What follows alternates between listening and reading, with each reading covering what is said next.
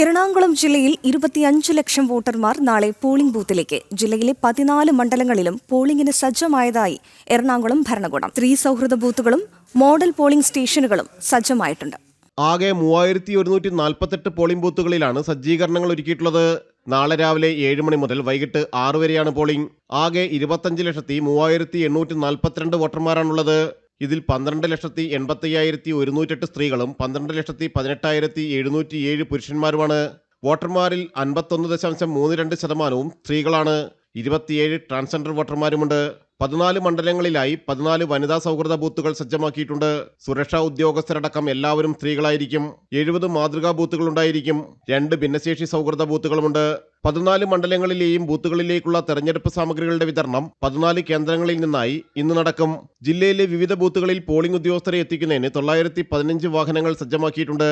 ജില്ലയിലെ മുഴുവൻ ബൂത്തുകളിലും തത്സമയ വെബ്കാസ്റ്റിംഗ് സൗകര്യമുണ്ടായിരിക്കും.